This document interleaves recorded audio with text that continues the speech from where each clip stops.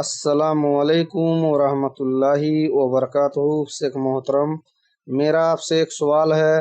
میری ایک بڑی بہن ہے جو مزارات پر جاتی ہیں۔ اتر پردیش میں ایک مزار ہے، ایک درگاہ ہے کچھوچے شریف، وہاں پر جاتی ہیں۔ ایک مہینہ، کبھی 20 دن، کبھی 10 دن وہاں پہ رہتی ہیں اور غیر اللہ کو پکارتی ہیں، سجدہ کرتی ہیں، پتہ نہیں کون سا منت مانگتی ہیں، اور اللہ رسول کے بارے میں ان کو بالکل فکر نہیں ہے، قرآن حدیث کے بارے میں بالکل فکر نہیں ہے، دین اسلام سے بہت دور ہیں وہ۔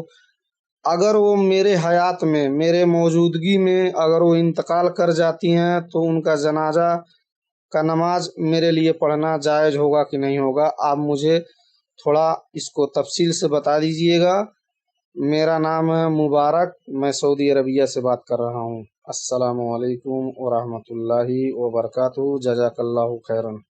یہ ہمارے مبارک بھائی ہیں، سعودی عرب سے سوال پوچھ رہے ہیں، اتر پردیش کے رہنے والے ہیں۔ ان کا کہنا ہے کہ ان کی ایک بہن ہے اتر پردیش میں، وہ اتر پردیش کی مزارات پہ جاتی ہے، کوئی مزار ہے وہاں پہ جاتی ہیں، 1 مہینہ 20 دن 10 دن رہتی ہیں، یعنی شرک کرتی ہیں، اور انہوں نے کہا کہ بہت ساری چیزیں بتائیں۔ ان کا خلاصہ ہے کہ وہ شرک کرتی ہیں۔ اب اس سے بنیاد پر ان کا سوال یہ ہے کہ اگر یہ فوت ہو جاتی ہے، ان کا انتقال ہوتا ہے، تو یہ اپنی بہن کی نماز جنازہ میں یہ شریک ہو سکتے کہ نہیں؟ تو دیکھیے، آپ کا یہ جو سوال ہے، تھوڑی دیر کے لیے اس کو ہولڈ پہ رکھتے ہیں، اور آپ کو سمجھانے کے لیے میں 1-2 باتیں دوسری رکھتا ہوں۔ فرض کیجئے سپوز کہ یہ جو پرابلم آپ نے بتائی ہے، یہ جو مشکلیں بتائی ہیں شرک کی، یہ آپ کی بہن کو نہ ہو کے آپ کے باپ کو ہوتا، یعنی یہ مسئلہ آپ کے باپ کے ساتھ ہوتا، آپ کا باپ مزاروں پہ جاتا، شرکیہ کام کرتا، تو کیا اپنے باپ کے بارے میں بھی آپ یہ سوال اٹھاتے کہ وہ مر گیا تو اس کی جنازہ ہم نہیں پڑھیں گے؟ اگر یہ سوال اٹھاتے، اور کچھ لوگ اٹھاتے بھی ہیں، کچھ ایسی بدنصیب اولاد ہے جو اپنے باپ کے بارے میں اس طرح کے سوالات اٹھاتے ہیں کہ ہم اپنے باپ کا جنازہ نہیں پڑھیں گے۔ تھوڑی دیر کے لیے ایک دوسرا سوال میں آپ کی خدمت میں رکھتا ہوں، اس پہ غور کیجیے کہ باپ بہت ساری جائیداد بناتا ہے۔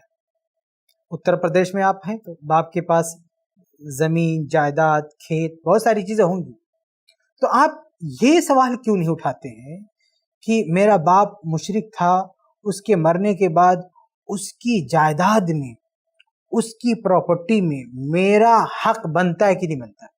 کیونکہ اللہ کے نبی صلی اللہ علیہ وسلم کی بہت ہی واضح حدیث ہے کہ لا یرث المسلم الکافر ولا الکافر المسلم، کہ مسلمان کافر کا وارث نہیں ہوتا ہے اور کافر مسلمان کا وارث نہیں ہوتا ہے۔ تو اگر کسی کا باپ مشرک ہے، کافر ہے، تو بیٹا اس کے مال میں وارث نہیں ہوتا۔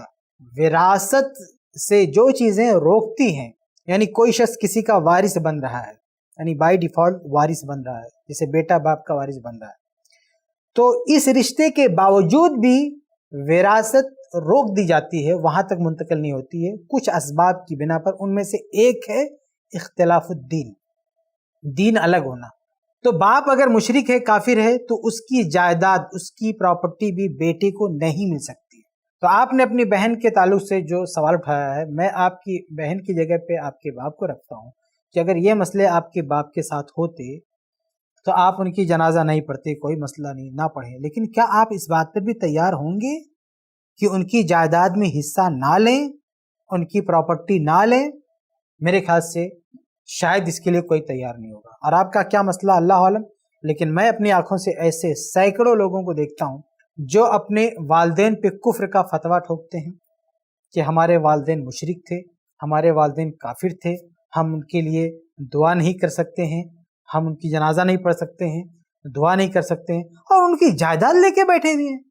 کہ ایسے ایسے منور لوگ ہیں، آپ سوچئے کہ باپ کی جائیداد پہ قبضہ کر کے بیٹھے ہوئے اور کہتے ہیں کہ وہ مشرک تھے، ہم ان کے لیے دعا نہیں کریں گے۔ ارے بھائی، مشرک تھے تو آپ نے ان کی جائیداد کیسے لے لیا؟ تو اس پر کبھی آپ غور کیجئے گا کہ کیا یہ سوال بھی آپ کے ذہن میں آتا ہے؟ کیا یہ قربانی دینے کے لیے بھی آپ تیار ہیں؟ بلکہ آپ نے اپنی بہن کے بارے میں جو کہا ہے، کبھی کبھی بہن کے مال میں بھی بھائی وارث ہوتا ہے۔ فرض کیجئے آپ کے بہن کے پاس کوئی جائیداد ہو، پراپرٹی ہو، وہ فوت ہوتی ہیں، ان کا کوئی بیٹا نہیں ہے، آگے پیچھے نہیں ہے، تو اس کے مال میں آپ وارث ہوں گے، بلکہ اگر اس کا کوئی نہیں ہے اور آپ ہی ہیں تو اس کا سارا مال آپ کو مل جائے گا۔ تو کیا یہاں بھی آپ کو اشکال ہوگا کہ ہم اپنی بہن کا مال کیسے لیں بھائی، ہم اس کے وارث کیسے بنے، وہ تو شرک کرتی تھی، یہ کرتی تھی۔ تو یہ میں نے آپ کا سوال ابھی ہولڈ پہ رکھا ہے، اصل سوال یہ کچھ چیزیں آپ کی غور کے لیے کہ آپ ذرا ان پر سنجیدگی سے غور کریں۔ مسئلہ یہ ہے کہ مالی معاملے میں ہمارا ذہن جو ہے، دل و دماغ بہت منمانی کرتا ہے، وہاں قرآن حدیث کوئی نہیں دیکھتا ہے، اور دوسرے معاملات میں بہت غیرت آتی ہے کہ ہم قرآن کی اتباع کریں گے، حدیث کی اتباع کریں گے، لیکن مالی معاملے میں ہر مسلک کا یہی حال ہے بھائی، کہ مالی معاملات میں بہت ہی ہلکا ثابت ہوتا ہے۔ جیسے وراثت کا جو نظام ہے نا، مرنے کے بعد جیسے بیٹے کا حصہ ایسے بیٹیوں کا حصہ ہے۔ کتنے لوگ ہر سال حج کرتے ہیں، تہجد پڑھتے ہیں، 5 وقت کی نماز پڑھتے ہیں، لیکن بہن کا حصہ کھا کے بیٹھے ہوئے، یہاں نہ تقوی یاد آتا ہے، نہ زہد یاد آتا ہے، کچھ نہیں یاد آتا۔ تو مالی معاملات میں جو حقوق ہیں وہاں بھی ذرا کبھی اپنے اس تقوی کو آواز دینا چاہیے۔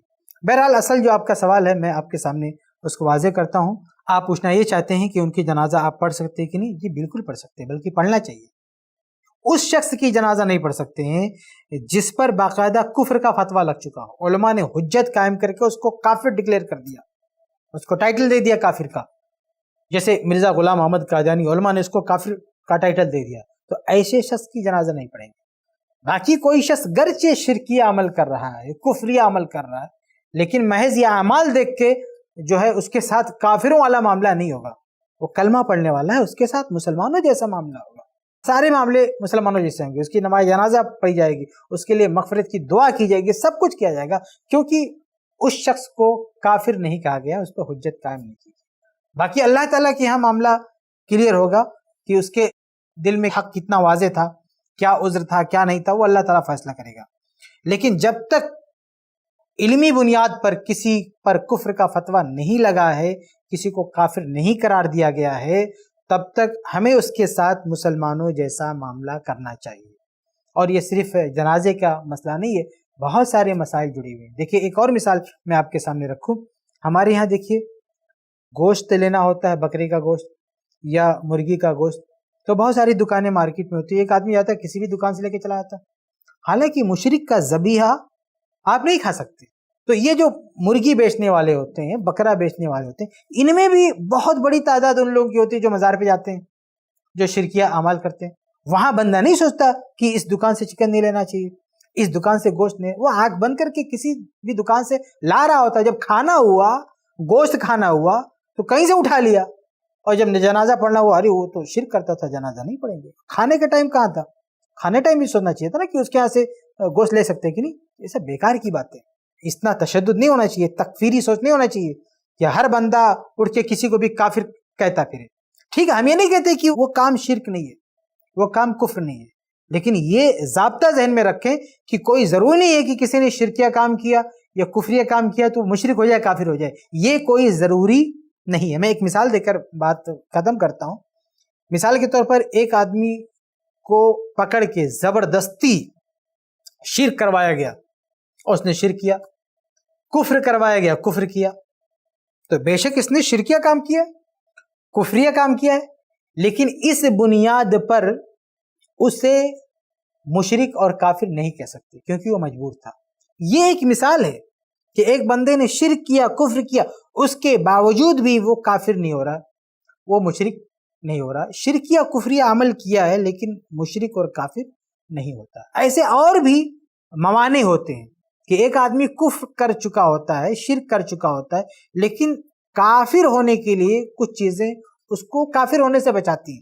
کفریہ کام کیا ہے، شرکیہ کام کیا ہے، لیکن پھر بھی مشرک نہیں ہے، کافر نہیں ہے، کچھ چیزیں ہیں جو اس کو کافر اور مشرک سے بچا لیتی ہیں۔